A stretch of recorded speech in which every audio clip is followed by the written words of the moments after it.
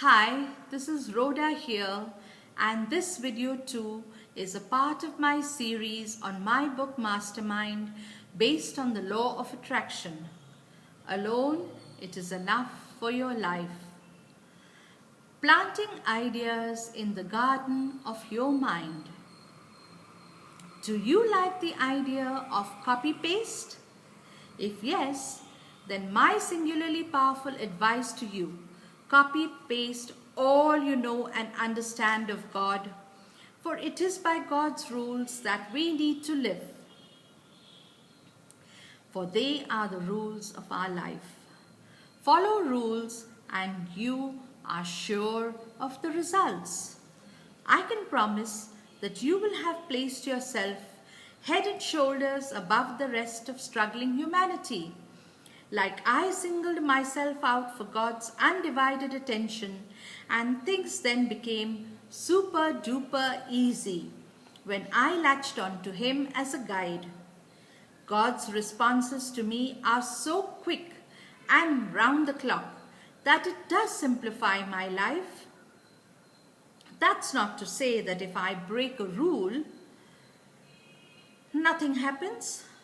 Sure, a punishment is meted out to me too, though it is so small in nature, but that's because I have taught myself God's ways. We always have choices for everything we do, so the choices we make can either make or mar our lives. As humans, we are susceptible to outside stimuli, which simply means that what we see and hear on the telly or the written media has the potential to influence us, rightly or wrongly. In such a scenario, a misguided interpretation or an incapacity to mentally question the veracity of the ideas thus shared can prove deadly for the non-thinker. A wrong idea has gotten planted in the garden of your mind. The very nature of an idea is to grow when given the right fodder. So if a bad idea is not released from the mind, it tends to keep growing, and as a bad idea, it grows into an unpleasant experience in our lives. Life's experiences come in pairs, for there are always two sides or two ends to everything. The positives are the ones that give us hope and allow us to live a life sans fear and doubts. They allow us to understand that a wrong idea held in the mind is just a negative thought, which we have given permission to enter the portals of our mind. These have the potential to derail a normal life, taking it away from the sublime for which we are created and sending it spiraling out of control. You are a fool and a greenhorn in your mind to allow such thoughts to persist long enough for them to become your reality. So I now come to the title of this little talk. We do nothing else but plant ideas in the garden of our minds. Let me repeat. We do nothing else but plant ideas in the garden of our minds. So when you plant more good ideas, you see the results take shape in your life.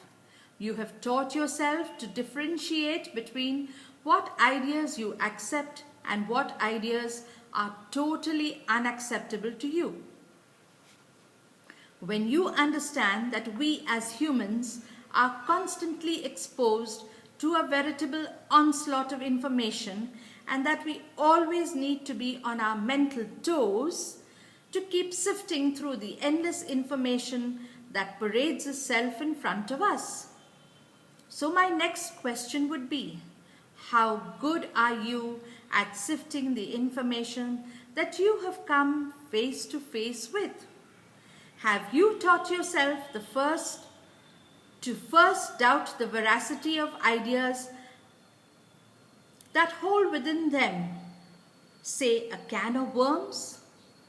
Have you taught yourself the fine art of a debate in your head, the pros and cons which will always guide you in distinguishing what is good for you and what is misinformation, which you need to be wise enough to stay away from? When something that is inherently thought of as bad and therefore not good for you, will you then still go hell-bent hurtling towards it? Or will you teach yourself that it is now time to turn back, as this path no longer serves your purpose? The words I used, hell-bent, should tell you categorically that it is not in your best interest to be where you now find yourself, whatever may be the reason why you have arrived there, and it is time to beat a hasty retreat. If you pick up the core message of my talk today, you have found the path and the way to a good life. That was my goal, and in your success lies my success too, for a successful pupil is an unquestionable reflection of a successful guide. Thank you.